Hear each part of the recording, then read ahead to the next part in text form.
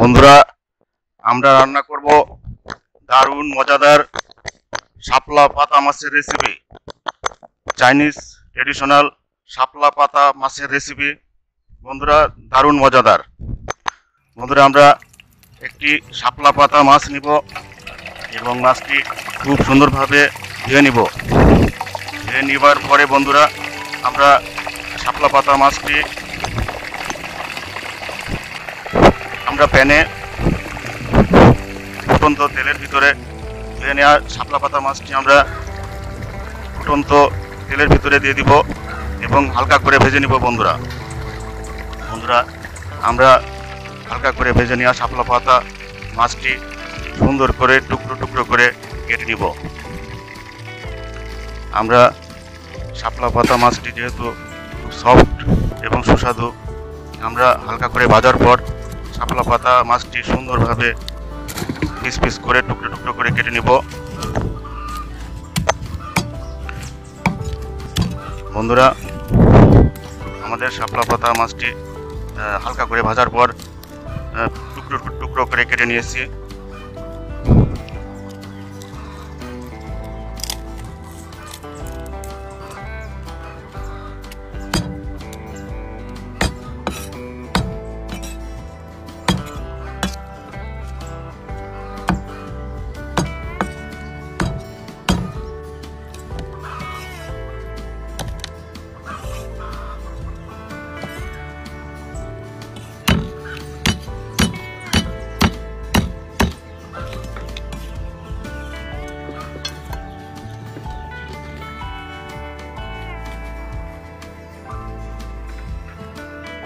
এবং এই পর্যায়ে বন্ধুরা,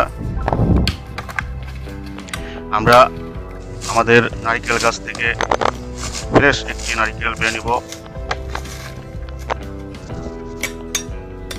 তোমরা যাদের গাছ নেই তারা বাজার থেকে নারকেল কিনে নিয়ে আসবে।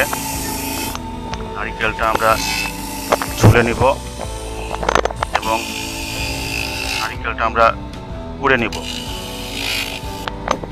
নারকেলের দুধটা আমাদের শাপলা পাতা মাছের রেসিপিতে লাগবে। আমরা নারকেলটা কুড়ে নিচ্ছি। বন্ধুরা, নারকেলটা আমরা কুড়ে নিয়েছি। এ পর্যায়ে বন্ধুরা, আমরা পানিতে কুড়ানো নারকেলটা মিশিয়ে আমরা ভালোভাবে নারকেলের দুধটা চিপে বের করে নিব। আমরা একটা ম্যানুয়াল গ্রাইন্ডারের ভিতরে আমরা আদা, কাঁচামরিচ, রসুন, পেঁয়াজ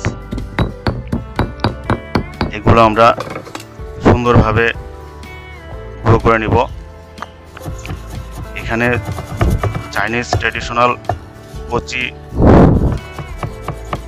চা পাতা ব্যবহার করা হয়েছে। আমরা কচি চা পাতার পরিবর্তে আমরা ব্যবহার করব কচি পালং শাক 80% এবং 20% ধনে পাতা। বন্ধুরা, আমরা একটা প্যানে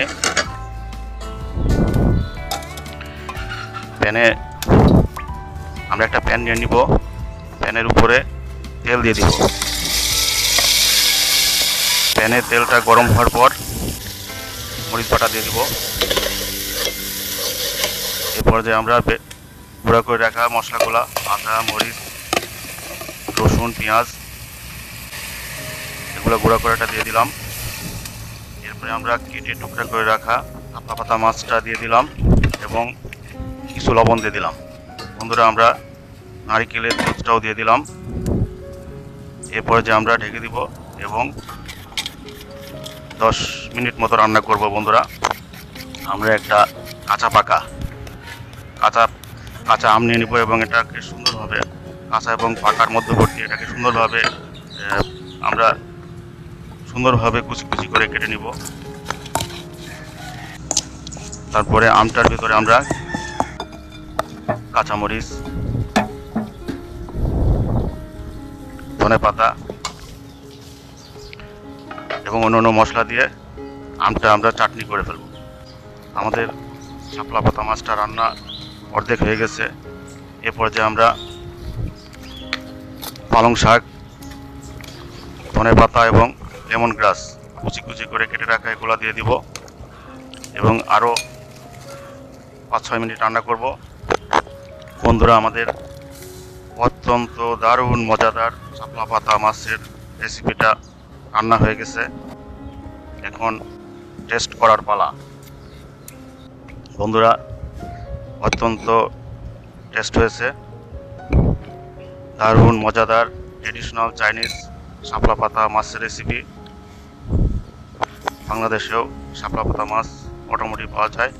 বন্ধুরা, তোমরা ট্রাই করে দেখবে এবং কেমন টেস্ট হয়েছে আমাদেরকে কমেন্ট করে জানাবে। বন্ধুরা, আমরা শাপলা পাতা মাছের যে ভাজাটা তার কিছু অংশ রেখে দিয়েছি। এই ভাজা শাপলা পাতা মাছটা আমরা আবার আমের চাটনির সাথে খেয়ে দেখব। এটাও আরেকটা মজাদার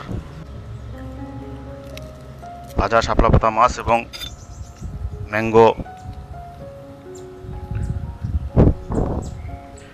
ম্যাঙ্গো চাটনির সাথে খুব মজা লাগে। বন্ধুরা, এটাও ট্রাই করবে। অত্যন্ত মজা। বন্ধুরা, তোমাদের ভিডিওটি ভালো লাগলে লাইক এবং শেয়ার দিও এবং তোমরা সবাই ট্রাই করবে।